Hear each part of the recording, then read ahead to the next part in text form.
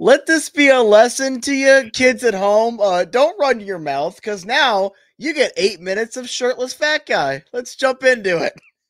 You're Locked On Coyotes, your daily podcast on the Arizona Coyotes, part of the Locked On Podcast Network, your team every day.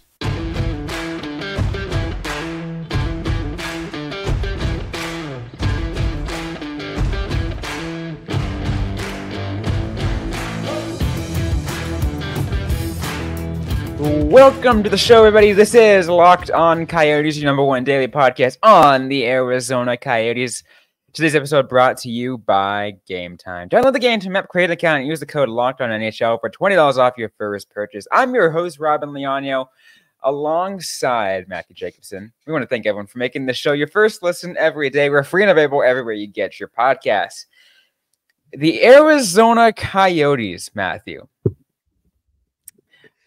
have made some major history in the National Hockey League on Monday night. Oh, you don't say.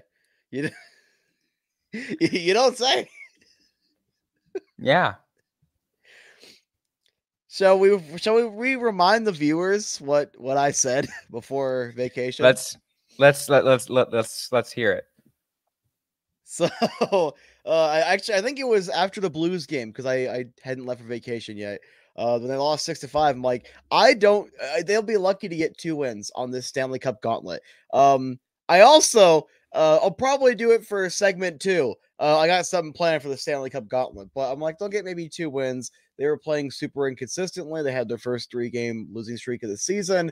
It's like, okay, they're injured to hell and back. It's kind of one of those things where it's irresponsible for me to predict more wins. And then 5 consecutive. And for some reason, on the show after the Avalanche game, I was like, if they beat the Blues and Capitals, I will do an episode shirtless.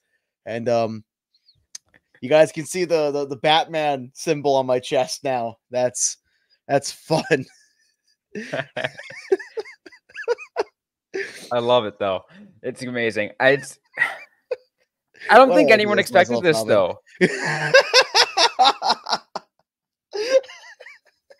Why do I do this stuff to myself? I don't think anyone expected this, because the Arizona Coyotes have now won 5 straight, Matthew, and are the first team in NHL history to win 5 consecutive games against all of the most recent Stanley Cup champions. They are also never happened before. Firmly in the first wild card spot, ahead of St. Louis by a point and only behind Winnipeg by 2 for top 3 in the division. By the way, absolutely, and we'll break down more of what it means in an overarching thing and things in terms of playoff picture. But let's get to the game itself. Talk about it. We do want to break that down. A 6-0 shutout win over the Washington Capitals. Doing shirtless patented goal scoring summary? Let's do it. All right. Shirtless edition of the patented goal scoring summary. So this was a wild game to just listen to. So anyway, Logan Cooley at 8:46 on the power play is 3rd of the season from Keller and Sean Durzi before Durzi ends up getting injured. We will talk about that probably in segment 2. This was a phenomenal pass by Keller to Cooley, by the way. This is what we all had in mind when we hear Keller and Cooley on the same line. More of that, A-okay. I go out to start, checking out what's going on. 10 minutes and 2 seconds in, Michael Carcone, a minute and a half later, is continuing this tear he is on, 12th of the season from Josh Brown and Jason Zucker. Then on the power play, Nicholas Schmaltz is 8th from Keller and Kerfoot at 14-15. Schmaltz decides to go back-to-back, 9th on the season from Keller and Kesselring. Kesselring has 5 assists in the season so far in 9 games. Not bad. Before Jason Zucker didn't want to be left out with a minute and a half to go. His 5th from Kerfoot. Bukestad, a nice little play, short-handed goal in the second period, where he and Kerfoot played a hot potato a little bit with it. His 6th from Kerfoot and Moser, 6-0 finish. The point after attempt, however, was no good. So they couldn't complete the touchdown and point after. Yeah, they couldn't. But you know what? Like when it's a game like that happens, when it's 6-0, I'm not going to complain. When they put that kind of effort out there, I am not going to complain at all. I mean, I can't either. I just thought it would have been funny if they would have kicked the point after. It would have been absolutely hilarious. But it really tells you of the kind of steam that this team is picking up. They are, I think, without a doubt. I mentioned it after they beat the Avalanche, and I was like, I asked the question: is the Coyotes the hottest team in the NHL? It's no longer a question, Matthew. That is a statement. The Coyotes are the hottest team in the NHL right now. Wait, so you're telling me the Phoenix Coyotes are the hottest team in the league right now?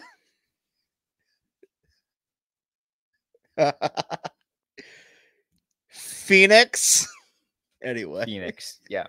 I'm trying to have fun right now, okay? I'm also looking up goaltending leaders right now because if I'm not mistaken, this ridiculous streak that Connor Ingram's been on, what is that? It's 6 consecutive wins for him. He has 2 shutouts in that period, not a single game below a 900 save percentage, 4 games of a 968 or better save percentage. This guy is on fire. Absolute fire. Oh yeah, no, without a doubt, on fire. Like as you mentioned, those his second shutout of the season, and showing no signs of slowing down. And I think he has been rewarded by essentially being given the starting job because all 5 of the wins in this winning streak are his. He also, fun fact, has the 3rd best goals against average right now behind former Coyote Aiden Hill, who's leading it at 187.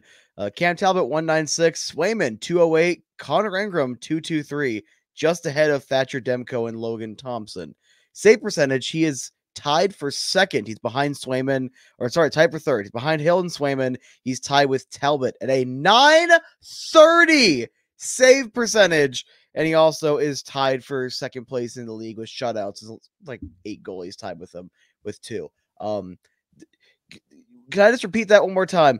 930 save percentage.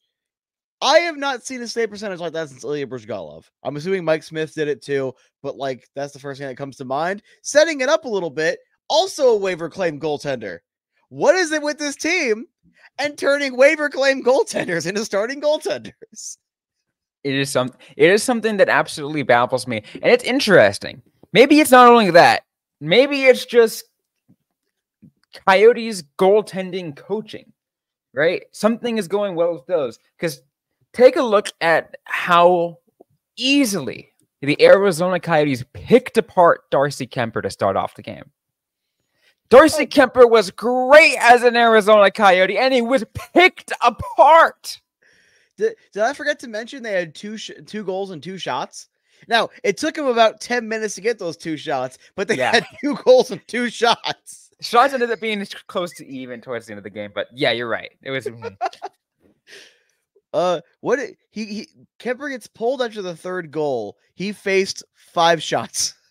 400 save percentage. They made a Vezina finalist or a Vezina caliber finalist that one season with the Coyotes. Stanley Cup champion. Look. I can't even insult. What's a good insult? Like a FPHL goalie? Is it like a beer league goalie? What's a good insult? I don't know. That's just like, it's certainly something. It certainly is something. Not gonna lie, I did kind of feel bad for him. I was gonna heckle him walking out behind him, but I chose not to. I didn't want to get in trouble. But it is amazing too, right? Because again, like I said, you take a look at the performance that he had tonight, and the comparison to the Darcy Kemper that we saw when he was an Arizona Coyote. Mm-hmm. Massive difference. Now you're taking a look at what Connor Ingram is doing as a member of the Arizona Coyotes. It is absolutely insane. You have to give the credit to goaltending coach. The coach, there has to be the credit there too. Even again, Also, you have to give credit to the coach, of course, the goalies themselves for playing as outstanding. But there seems to be a pattern here. The pattern is the Coyotes find a way. It's like the Jurassic Park quote, life finds a way. Exactly. Well, we're going to continue our breakdown of the Arizona Coyotes 6-0 win over the oh, wow. I was thinking my brain was going to think something else. Over the Washington Capitals. I'm thinking ahead, honestly. I was kind of looking at everything else and reading the standings as well. So forgive me on that. But they're 6-0 win over the Washington Capitals. And we'll talk a little bit more after a quick break. And today's episode is brought to you by Indeed. When you're drafting your fantasy team, do you ever wish you could do the same with your business team? If you're building a roster to win the league, you need Indeed. Indeed is the hiring platform where you can attract, interview, and hire all in one place. Don't spend hours on multiple job sites looking for candidates with the right skills when you can do it all with Indeed. Hate waiting? Indeed's U.S. data shows 80% of U.S. employers find quality candidates whose resume on Indeed matches their job description the moment they sponsor a job. Indeed knows the hard work you do, sponsor a job, and boom, instant match shows you candidates whose resumes Indeed fits your job description immediately after you post. With Instant Match, you can start hiring fast. Join over 3 million businesses worldwide using Indeed to hire great talent first. Indeed knows that when you're growing your own business, you have to make every dollar count. That's why with Indeed, you only pay for the quality applications that match your must-have job requirements. Visit Indeed.com/lockedon to start hiring now. Just go to Indeed.com/lockedon, Indeed.com/lockedon. Need to hire? You need Indeed. Indeed, you do. Once again, we want to thank everyone for making this show your first listen every day. For your next listen, be sure to check out Locked On Sports Today YouTube channel. They have a 24/7 streaming channel, so you can stay always up to date with the latest of what's going on in sports. But let's continue breaking this down, Matthew, because a win like that, a statement 6-0 win, yes, sure. The Capitals are nowhere near as good of a team as they once were when they won the Stanley Cup. What is that now? 6 years ago, right? 2018. I don't feel like doing math. Something like that. It's like 5 or 6 years ago. Yeah, about 6 years ago. So it is a completely different team. Alex Ovechkin is starting to show little signs of aging. Just a little bit. It's interesting though, because honestly, one of the things I wanted to mention too is talking about that is the fact that Logan Cooley opens the scoring pretty quickly against the team that he grew up watching because of Alex Ovechkin. How poetic. Poetry in motion. I love it. I still can't believe this. 5-0-0. They are wild card number 1 by a point. Their point percentage of 583, just being 2 points shy of going top 3 in the division. It is December 5th, technically, as we're recording this. It's past midnight. I said a week and a half playoffs. They have, what is it? 2.5, 3 weeks at this point? Something like that. Maybe. I think they kind of float in and out. So it can be rotating in. But they're there. It's hard to describe, honestly, how much happier I am as a fan of this team. We are not talking about Celebrini. We're not talking about a prospect. We're not talking about, they suck tonight, but hey, that Logan Cooley kid.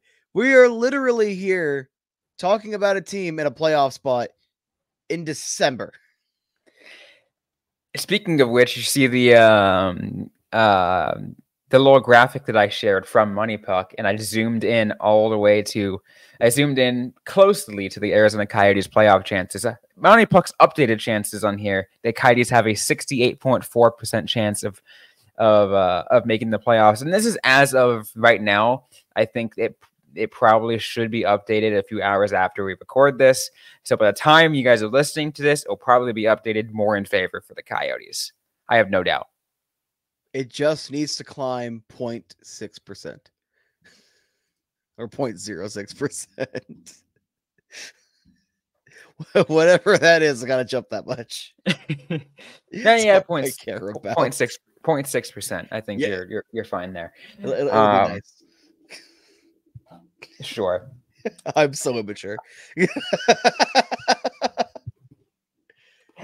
But it's interesting though, because the fact that we're at this point in the season, and that it feels good to say that the Coyotes technically right now have a better chance of making the playoffs than the Toronto Maple Leafs do, according to Money Puck. I will cling to that. I will cling my entire life to that. Do you want to highlight a player tonight? Let's do it. That no one else is going to highlight but us. Michael Kesselring. Oh, yes. Michael Kesselring. Not just tonight. I mean, he was phenomenal tonight.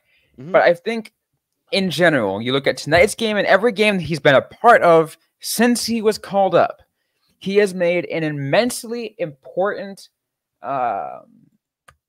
he's become a huge part of the team.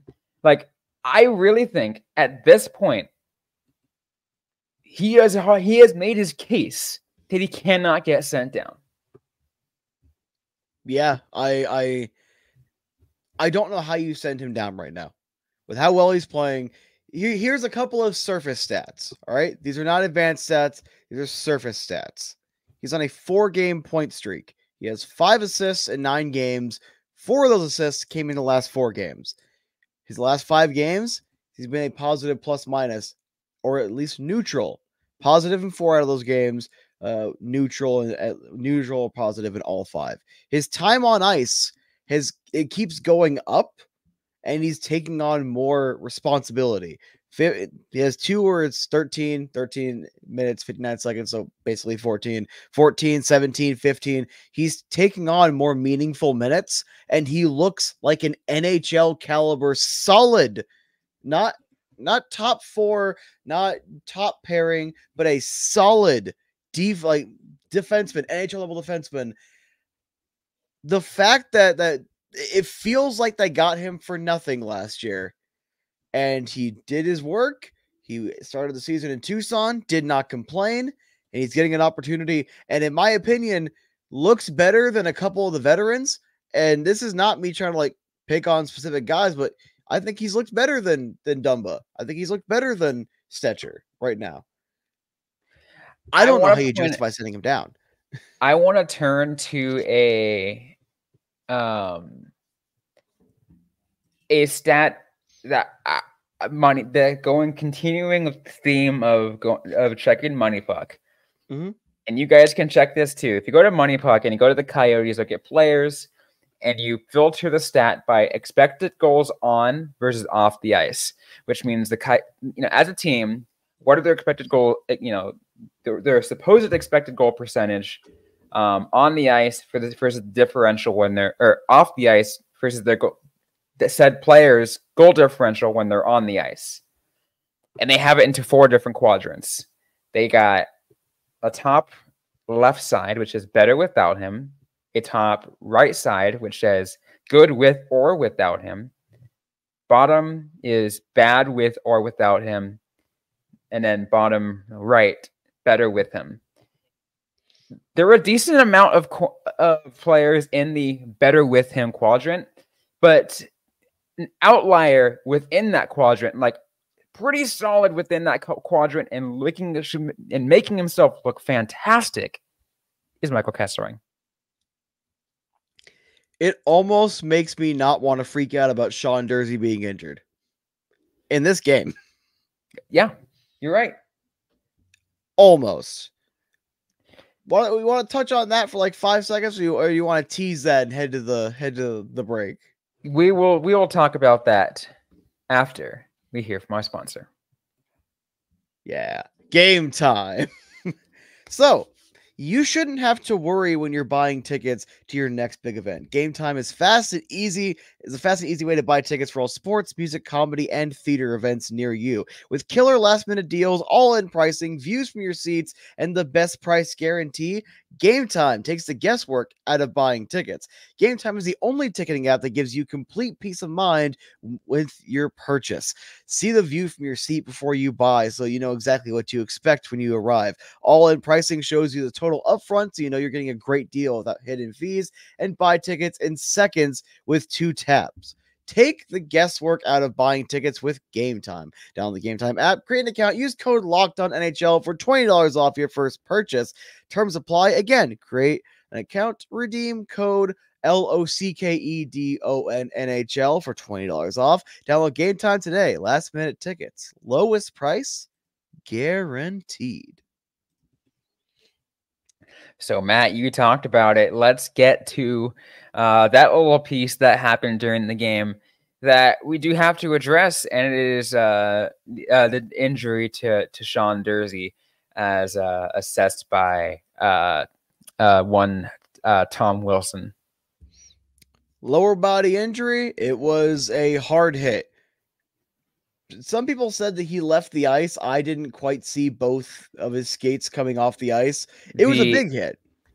Yeah, I was listening to it at the radio at the time because I was on either on my way home from work or like I was just getting off from work, but still listening to it on the radio because I have the Sirius XM app on my phone. And I was listening, and Lindsey Fry says, I'm surprised they didn't call charging on Tom Wilson. I can see that argument because obviously, like it was a clean hit technically. I didn't see him, but the extra strides. Yeah, the extra strides. I can see that argument. Like I didn't see him leave the ice. It wasn't like a boarding or anything, but there might have been a couple extra strides on that. So I can see that being a charge. However, it's probably a clean hit, and it really sucks because Jersey has been the number one guy. He has been the number one defenseman on this team, and having a guy like Kesselring helps on that right side. Potentially, he could take on a little more of the offensive responsibility from the defensive position on power plays and whatnot. Maybe, but you're still not really replacing Durzi. And with the defense kind of seeming to start to get healthy, you don't want to see more injuries pile up because we just got Yuso back a couple of games ago. He looked pretty good tonight, by the way. Of course, Yuso Valimaki is playing well, but I think Dermott's still a couple games off. Yeah, still, he's close. I think he's been skating in practices. He's just not ready yet. So it's lower body injury. Hopefully it will be short term. He won't be out very long, but this could potentially be a massive roadblock, or it might not because the injury happened in the first period, comes out in the second, and hops back off the ice pretty quickly and never returns. The team still looked good. So maybe this team is going to find a way to win, and they're going to have like an ECHL roster. Maybe. But what's interesting, though, is despite that, the Coyotes still won. Obviously, they didn't fall back without it, and this team is still going to be looking good regardless. They won the cup. There it is. For those that are not watching on YouTube and listening to the show via any other thing, Matt just showed his Stanley Cup poster there. I don't even know why I have that. Got it from a coworker. But yeah, no. Despite having lost him, look, the Coyotes still have they still have no signs of slowing down yet. Do you think they keep it up, though? That's the huge question, and I think that's one of the things that you have to ask is a run like this sustainable? Can they sustain all of this despite all the injuries, or in spite of all the injuries, whatever you want to say, however want to say it. It'd definitely be hard. But it's interesting though, because again, I was listening to the radio broadcast, and that's actually one of the things that Andre Tourigny said. He's like, honestly, I don't think we're sustaining anything yet. 4 games, 5 games, that's not sustaining. You gotta do, talk to me maybe after 6, 7, 8 games or something like that. So he wants to keep his foot on the gas. But I like that mindset. Yeah. But they have a challenge coming up. Philadelphia is not a bad team this year, at least to start. Not. Then they go to Boston, go to Buffalo, but while Buffalo's had struggles, the team probably they looked at they should be a playoff team this year. Yeah. It might turn around. You can't take them lightly. Pittsburgh, better than we expected so far. 1 more home game, 3 on the road, all against Eastern teams. I think 3 or 4 of the teams are in the playoffs. The teams playing right now like they can win 3 of the next 4. I think I at least want half, 2 and 2 over these next 4. That's fair. That is absolutely a fair assessment. I feel like that's certainly possible based on what we've seen already. And again, we're setting an expectation that are setting a decent bar. We don't want to go too high, but we also don't want to go too low. We can't go lower because they've already proved us wrong that they were able to take all these wins already. They're playing like they can win all 4, to be honest. Yeah, they're playing that way. But again, we always have to expect that things aren't always going to go their way. And that leaves me another question, though, as they go through these next 4 games. At what point do you give Connor Ingram a break? Does he deserve it already? Yeah, he's already deserved it, but they're getting ready to have a back-to-back. That's the one against Buffalo and Pittsburgh. You got one of those 2 games. Maybe you give him the night off against Buffalo to start, and then the next night in Pittsburgh, you start him. I can see that. Yeah, I can certainly see that. I think that's probably the better way to do it. And not to say that, you respect the way Pittsburgh is more than Buffalo. It's just that you know what I'm talking about, right? Yeah, but at least what I think you're trying to say is that it's not that, Buffalo's easy wins, lol. It's that, hey, you got 2 teams. One of them is weaker out of the 2 overall. You want to start your backup in that one. But then again, Vejmelka probably gets the second half of the back-to-back, but I think the matchup might be a little better if Vejmelka. In theory, it's usually the backup gets the second half of a back-to-back. Yep. But in a situation like what we have right now, you let Connor Ingram, you still ride the hot hand. You just cannot change it up at this point. So you let him get to where he goes. The back-to-back hits. It would be, I think it would be ill-advised to start him in a back-to-back to go 1. So you have to give him a break at that point. At that point, you have to give him a break. Yeah. But at the same time, it's kind of one of those, I don't hope he gets a loss, but a loss has to come up eventually. So that way they can get a more, hey, 2 on, 1 off, or 3 on, 1 off for Ingram so they can get the actual rhythm in. Because the problem is goalies want to play every night. Goalies are always going to want to play every night. You don't want to burn them out. And we've seen pretty consistently, at least in my opinion, with guys as great as Nikolai Khabibulin, you don't want to overplay your goaltender.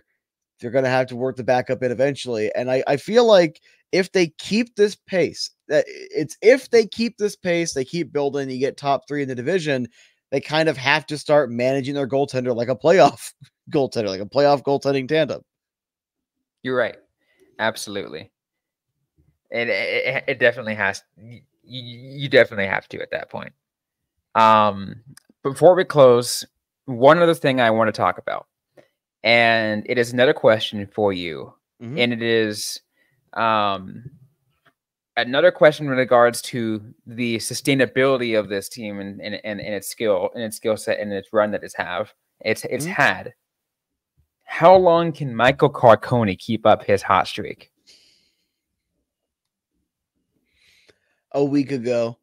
I have no idea how this man, how this Chef Boyardee came out of nowhere, taking him out of the pantry. How he turns into whatever the hell this is. He's like, well, he's 5 off the goal scoring lead right now, like in the league. Yeah, it's insane. 12 goals on the season. How many in a row? I think he scored 4 goals in four straight games. I want to say. Show me the chat logs. He has scored in 4 straight games. He has 5 goals in 4 games. Ridiculous. And he only played 8.5 minutes tonight. It's amazing.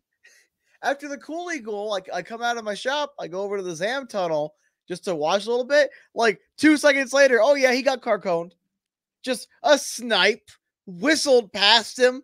Like, are you kidding me? See, I'm upset because usually anytime Michael Carcone scores a goal in a game, I tweet out the name of the team. I would have been like, Washington Capitals, you just got Carconed. But because I was at work, and specifically I was at work in a more hands-on thing. I was doing a lot of more I was in the kitchen of where I work. So I was like, okay, I can't type on my phone right now. So I couldn't type that. I was upset, but it's okay because it's still gonna happen. It's still gonna happen. Do you think he hits 30 goals? He's technically on pace for around 40, but we already established that they're not going to score 40. But it obviously it's it possible. might depend on injury. Do you think he gets 30? Yeah, I think he can hit it. That'd be so funny. That would be like hilarious for the first 30 goal scorer on the Coyotes since. Would that have been Keith Tkachuk's last year as a 40 goal scorer? For the first time since like the early 2000s, you get a 30 goal scorer. Oh no, Doan got one of the mid 2000s. First time since Donor, you got a 30 goal scorer, and of all people, it's Michael Carcone. How? All right, we are out of time on here, so we do have to close things off. But I will close off on one final thought. And it is a list of hashtags by friend of the show, Dale, at Dale Monig on Twitter. All right. He's got a list of 6 hashtags. Ingram for Vezina, Carcone for Rocket, Carcone for Hart, Cooley for Calder, Durzi for Norris, and Torreni for Jack Adams. And even know what? I'm going to add one more. Bill Armstrong for GM of the Year. I am all for Josh Doan, AHL MVP. There we go. Another one. There we go. Anyways, we're out of time on today's episode of the Locked On Coyotes podcast. If you like what you heard, don't forget to leave a review, like, comment, subscribe if you've yet to already. We are available everywhere you get your podcast, including on YouTube, on SiriusXM, and ad-free on Amazon Music. Don't forget to interact with us on social media. We're on Facebook, facebook.com/LockedOnCoyotes, and on Twitter, or the app formerly known as Twitter. It's now known as X, at @LO_Coyotes. I'm personally at Robyn_Leonio. Matthew Jacobson is at the AZ Sports Guy. Interact with us, ask a question you might have. We might answer right back on a future episode of the Locked On Coyotes podcast. Thanks again for everyone for listening to today's episode. Hope you guys are staying safe out there. Hope you guys are staying healthy. And don't forget to howl on.